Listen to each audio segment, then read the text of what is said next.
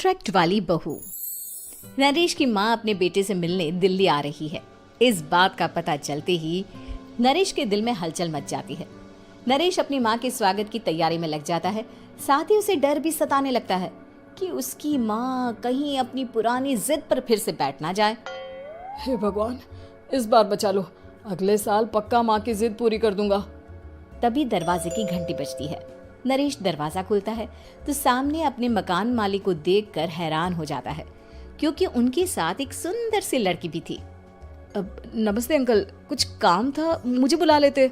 आपने क्यों कष्ट किया? अरे नहीं नहीं, इसमें कष्ट कैसा, मैं तो बस तुम्हें रीना से मिलवाने आया था। आज से रीना तुम्हारे साथ इसी फ्लैट में रहेगी। अंकल, कोई लड़का फ्लैटमेट नहीं है? एक अनजान लड़की के साथ रहना मेरे लिए थोड़ा अजीब होगा।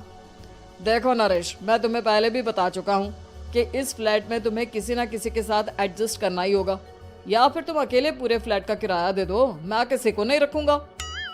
नरेश अपने मकान मालिक की बात सुन के रीना के साथ रहने के लिए तैयार हो जाता है, पर अंदर ही अंदर उसे ये बात खाने लगती है कि वो अपनी माँ को क्या जवाब देगा जब उसकी माँ रीना के बारे में उसे पूछेगी। दिन बीतने लगते हैं। नरेश और रीना अच्छे दोस्त भी बन जाते हैं, पर अभी भी नरेश अपनी प्रॉब्लम का सलूशन नहीं ढूंढ पाता। एक दिन नरेश बहुत परेशान सा बैठा होता है। तभी रीना उसे पूछती है, क्या हुआ नरेश, तुम काफी परेशान लग रहे हो, सब ठीक तो है ना? हाँ सब ठीक है, बस एक छोटी सी प्रॉब्लम है। वो एक्चुअली 2 दिन बाद मेरी माँ मुझसे मिलने आ रही है। अरे तो इसमें प्रॉब्लम क्या है, ये तो खुशी की बात है। हाँ रीना, बट मेरी माँ एक जिद लेकर बैठ गई है कि मैं शादी कर लूँ, पर मैं अभी इस चीज़ के लिए तैयार नहीं हूँ।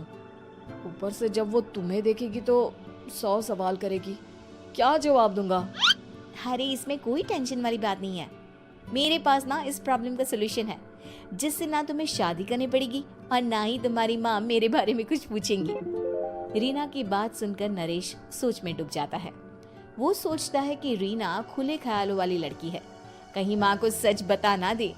नरेश को सोच में डूबा देखकर रीना कहती है, अरे क्या हुआ, किस सोच में पड़ गए?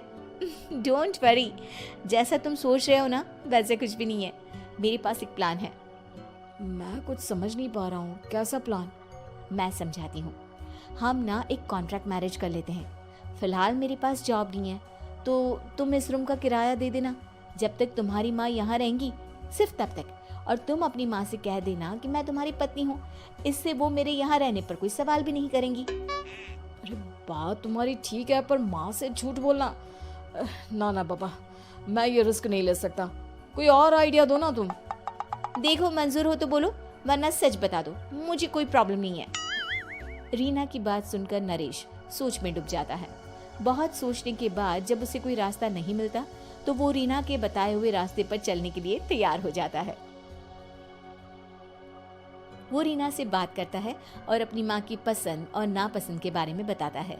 रीना भी नरेश की सभी बातों को ध्यान से सुनती है ताकि कहीं उससे कोई गलती ना हो जाए। आखिर वो दिन भी आ जाता है जब नरेश की माँ उससे मिलने दिल्ली आ जाती है। नरेश अपनी माँ को फ्लैट पर लेकर जाता है। जैसे ही नरेश की माँ फ्लैट के अंदर जाती है, रीना उसके पैर छू लेती है। ये देखकर नरेश की माँ थोड़ी घबरा जाती है और नरेश से पूछती है, अरे बेटा नरेश, ये कौन है? माँ ये आपकी बहू रीना है। माफी चाहता हूँ, सब कुछ इतनी जल्दी में हुआ कि आपको बता ही नहीं पाया, इसलिए सोचा कि क्यों ना आपको सरप्राइज दिया जाए। अरे बेटा, मैं तो बस तेरा घर बसा हुआ देखना चाहती थी।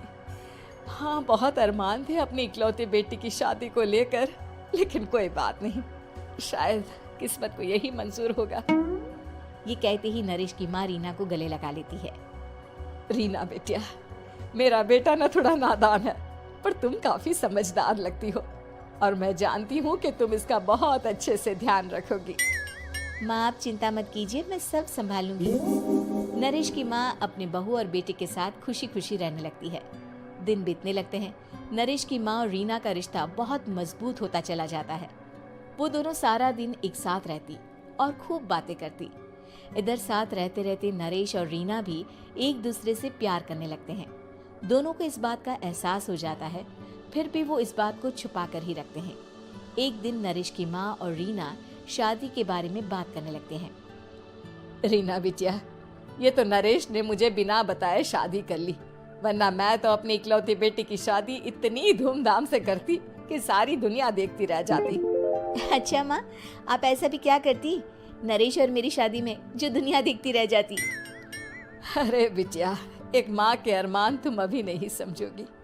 मैं तो अपनी बहू को एक रानी की तरह लेकर आती और शादी भी बिल्कुल शाही अंदाज में करती, पर मेरे तो सारे अरमान ऐसे ही रह गए। खैर, मुझे तो अपने बेटे और बहू की खुशी चाहिए बस। ये कहते हुए नरेश की माँ की आंखों में आंसू आ जाते हैं। रीना भी ये सुनकर ख्यालों में खो जाती है, क्योंकि वो भी मन ही मन खुद को नरेश की पत्नी और उसकी माँ की बहू मानने लगी थी। शाम को जब नरेश ऑफिस से घर आता है तो रीना खुद को रोक नहीं पाती और नरेश के सामने उसकी माँ को अपने और नरेश के रिश्ते का सारा सच बता देती है। रीना की बात सुनकर नरेश की माँ दोनों से बहुत नाराज हो जाती है और घर वापस जाने की बात करने लगती है। तुम दोनों ने मुझसे सच छुपाकर बहुत ठेस पहुंचाई है मुझे। अब तुम लोगों के साथ नहीं रहना चाहती मैं, कल ही वापस चली जाऊंगी अपने घर। माँ, मुझे माफ कर दो, ये सब मैंने रीना के कहने पर ही किया है, वरना मैं भी आपको कभी ठेस पहुंचाने के बारे में सोच भी नहीं सकता। हाँ माँ, हमने ये सिर्फ आपका दिल रखने के लिए किया, प्लीज हम दोनों को माफ कर दीजिए। तुम दोनों ने मेरे अरमानों के साथ खिलवाड़ किया है, और वैसे भी मुझे अपने बेटे के लिए एक अच्छी लड़की ढूंढनी है, इसलिए मेरा यहाँ से जाना ही बेहतर होगा। माँ की ये बात सुनकर रीना खुद को रोक नहीं पाती।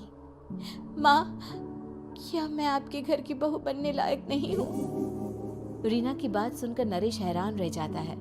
नरेश की माँ भी कुछ समझ नहीं पाती। मैं कुछ समझी नहीं, आखिर तुम कहना क्या चाहती हो? माँ, मैं वो नरेश से बहुत प्यार करती हूँ और साथ ही साथ मैं आपको भी अपनी माँ मान बैठी हूँ। आज जब आपकी बातें सुनी तो खुद को रोक नहीं पाई, इसलिए सारा सच आपको बता दिया। रीना की बात सुनकर नरेश की माँ की आंखों में आंसू आ जाते हैं और वो अपने बेटे नरेश और रीना को गले लगा लेती है। मेरे घर की बहू तो सिर्फ रीना बिटिया ही बनेगी। मैं आज ही तुम दोनों की शादी की तारीख निकलवा दूंगी, बस एक बार तुम्हारे घर वाले मान जाए। उसी दिन रीना के माता पिता भी उनके फ्लैट पर आ जाते हैं।